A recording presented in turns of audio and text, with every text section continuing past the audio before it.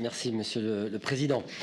Moi, j'ai à la fois été surpris par un certain nombre d'interventions où on aurait un document déconnecté du quotidien des Bretons, et aussi dans certaines formulations, certaines interpellations, au contraire, des attentes très fortes, justement, sur un certain nombre de règles, d'orientations qui ne répondraient pas, ou pas tout à fait, aux attentes de nos concitoyens. Donc je pense qu'il faut trouver de la mesure dans les propos des uns et des autres, et je trouve que sur la question de l'énergie, l'équilibre est totalement dans le document. Alors pourquoi? D'abord parce que, il faut le redire, ce sera net, c'est aussi la prolongation d'un certain nombre d'actions que nous menons à l'échelle de la région, mais que tous les territoires mènent depuis déjà au moins 2 décennies.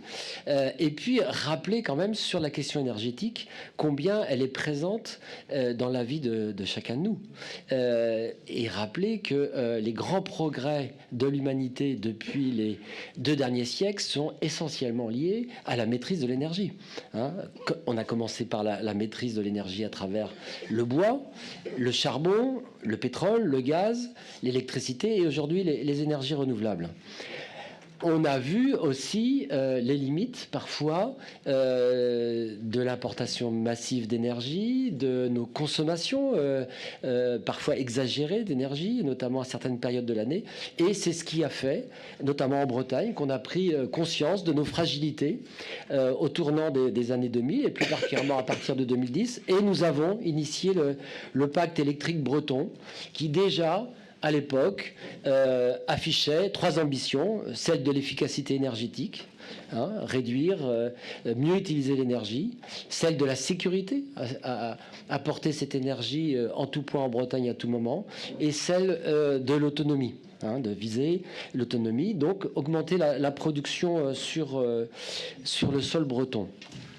On a aussi inventé une gouvernance, celle de la conférence bretonne de la transition énergétique, où autour de la table, État, région, ADEME, intercommunalités, entreprises, syndicats d'énergie, opérateurs, usagers, associations se retrouvent au moins une fois, voire 2 fois par an, pour échanger, débattre, faire avancer ces questions. Moi, je tiens à les remercier. Un certain nombre d'entre eux sont présents aujourd'hui, et je sais combien ils mesurent les enjeux, combien les actions qui sont menées dans ces conférences, mais aussi tous les groupes de travail, tous les moments d'expertise, de cadrage, d'orientation sont appréciés par eux et sont autant de force pour la région. Notre région est enviée pour ce savoir-faire, cette capacité à croiser ensemble, que ce soit l'État, la région, l'ADEME et l'ensemble des territoires, des associations, nos savoir-faire, nos visions, nos ambitions. Alors, les résultats, parce que c'est de là qu'on part à chaque fois, sont déjà là. La baisse globale de la consommation d'énergie en Bretagne est là. Elle est de moins 5% en 15 ans, malgré la croissance démographique de la Bretagne. On le doit en particulier à l'efficacité énergétique trouvée dans l'énergie, dans la production, dans différentes formes, et également parce qu'on a su, et on fait figure de modèle en France, pousser les feux sur la rénovation énergétique. On a mis en place, avec l'ADEME en particulier, des plateformes de rénovation énergétique de l'habitat qui ont trouvé leur place, qui n'ont pas leur modèle économique, et on continue à chercher ce modèle économique, mais qui permettent sur chaque territoire, ou presque chaque territoire en Bretagne aujourd'hui, d'avoir un conseil adapté, neutre, pour chaque Bretonne et chaque Breton qui souhaite engager une démarche de rénovation de leur habitat. Alors, les économies d'énergie sont différentes selon les secteurs, de fortes économies sur le secteur des produits pétroliers, mais encore des progressions dans d'autres secteurs, et notamment dans le secteur de l'électricité et du gaz naturel. Donc, on a aussi beaucoup progressé en matière d'autonomie. Aujourd'hui, en Bretagne, on produit 11% de l'énergie qu'on consomme, voire un peu plus. On n'était qu'à 6% en 2001. Pour autant, les défis sont là, ils sont devant nous.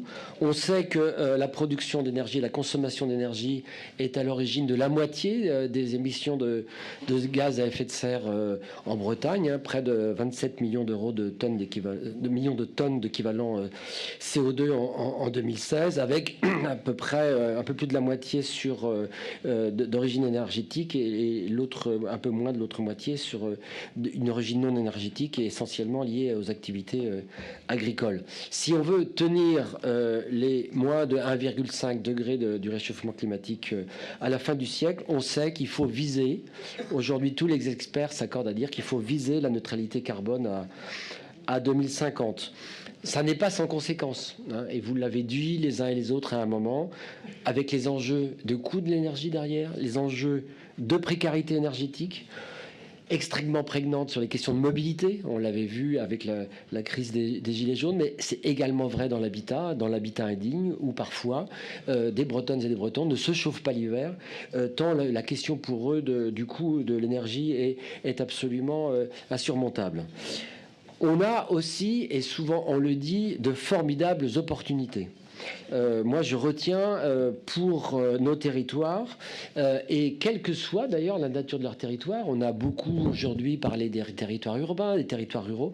Aujourd'hui, tous les territoires ont la capacité à s'inscrire dans cette transition énergétique, et en particulier dans la production des énergies renouvelables, dans l'ensemble des dispositifs et des systèmes d'efficacité énergétique, dans le pilotage des réseaux, un enjeu important dès aujourd'hui, mais encore plus important demain avec l'arrivée massive des énergies renouvelables, des énergies intermittentes, où les réseaux deviennent intelligents et permettront d'accepter de plus en plus d'énergie et de disposer de moyens de stockage.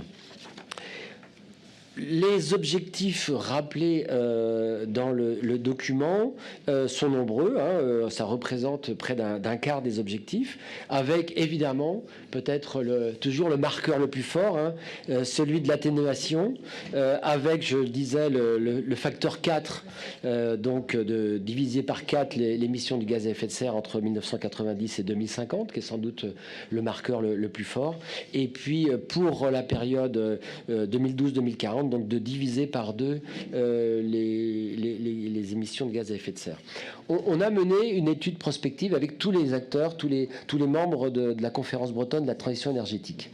On a intégré d'abord les spécificités de la Bretagne, notamment son caractère périphérique et la part importante de l'activité agricole. Je sais qu'un certain nombre de doutes sur cette prospective ont été émis.